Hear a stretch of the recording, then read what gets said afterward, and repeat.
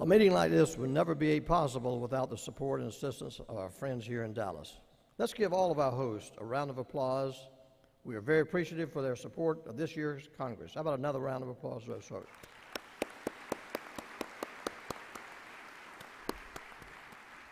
It is now my pleasure to introduce ACCT President and Chief Executive Officer J. Noah Brown. How about I welcome Noah to the platform?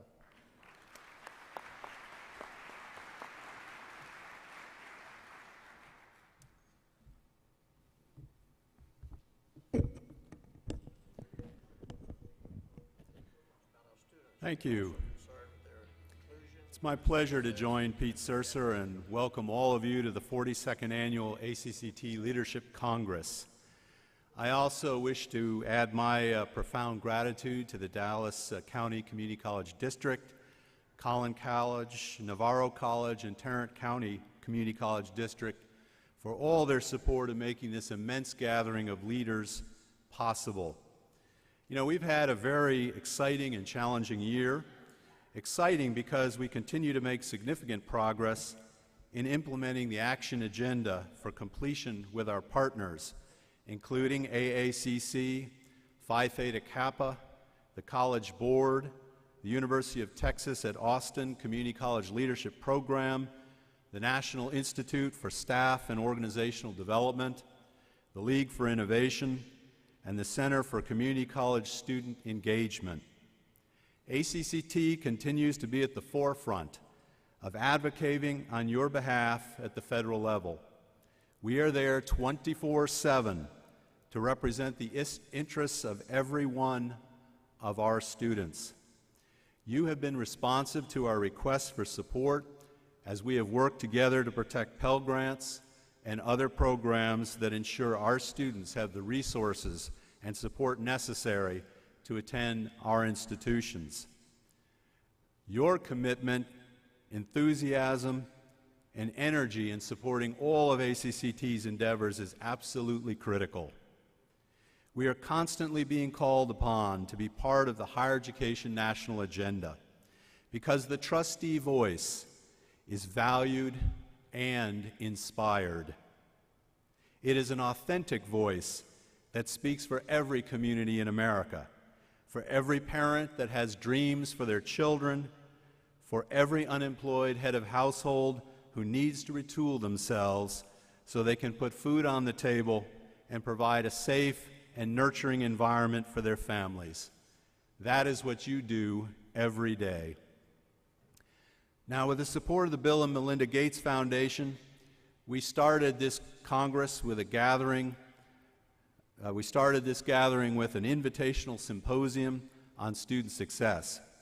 We assembled an amazing group of talented leaders, more than 80 trustees, 14 community college presidents, and representatives from 10 state associations, as well as 22 key senior leaders of national organizations that invested time, resource, and expertise to advance the completion agenda. Together, we've engaged in 2 days of some of the richest and most informative dialogue on what really matters for student success. Let me share with you now some of the highlights of that gathering.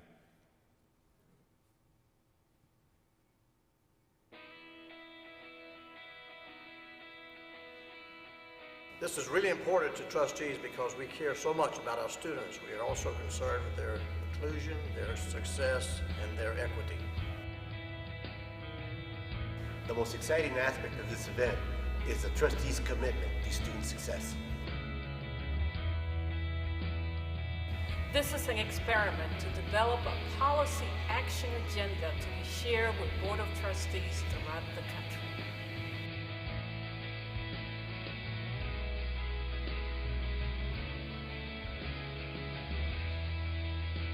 It is boards that can help hold our feet to the fire, understanding that our solutions need to be large enough to address the magnitude of the problems that we are contending with as a sector and as a society. Those are not marginal solutions for a few students. They are major fundamental changes in the way we do education to serve all of our students.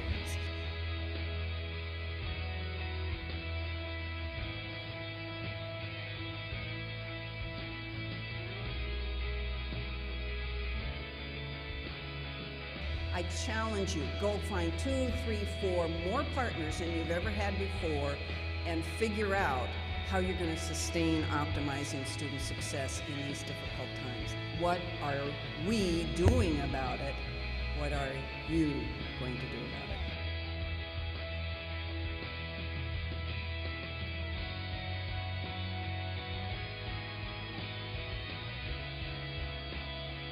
You and your presidents and your institutions must all have the courage to take a clear-eyed look at the data about the student experience on your campuses and say publicly to each other, we can do better and we must do better, and we're going to work together and learn from each other and use this data to make decisions on our campuses that are in the best interest of our students.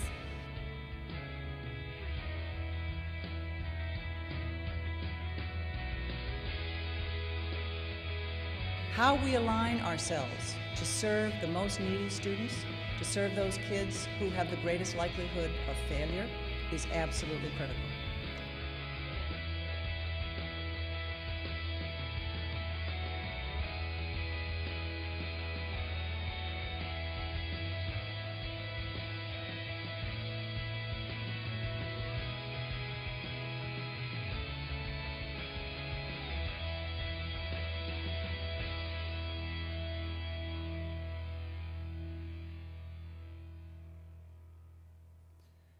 The goal of this symposium was to advance our understanding of how boards can provide leadership on student success. In developing model policy goals for boards, we wanted to keep the 5 pillars of effective governance in mind: assuring accountability, fostering transparency, a strong adherence to mission, supporting the institution's CEO, and in advocating before policymakers and stakeholders. The result of this rich gathering is a draft policy action agenda. I'm pleased to report that out of these 2 days of collaboration, we've made a lot of progress toward developing a simple but nuanced series of recommendations.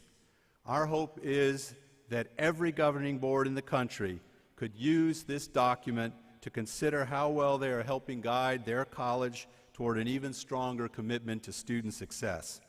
This policy action agenda addresses the importance of effective partnerships, as well as ways to foster an institutional focus on student success and learn more about our students as they progress through our colleges. It also identifies areas of need in order for trustees to fulfill their oversight mission that highlights the importance of balancing student success with our institution's historic commitment to access and equality. But we're not done yet. During the town hall meeting tomorrow, we'll share recommendations that your fellow trustees have shaped. I hope you will join us there and contribute your own voices to this important conversation. You know, America has invested time and time again in the education of its people. From the GI Bill in 1944 to President Truman's Commission on Higher Education in 1947, which, by the way, called on making K through 14 universal and free, to the National Defense Education Act of 1958 in response to Sputnik, to the Higher Education Act of 1965, which created student financial aid programs which have been so vitally important to increasing access and equity in higher education. While you, the leaders of community and technical colleges, display the abundant passion and dedication to steering your colleges through the economic storms that currently rage through our communities, no one can predict exactly how and when we will ultimately come through the storms into calmer waters.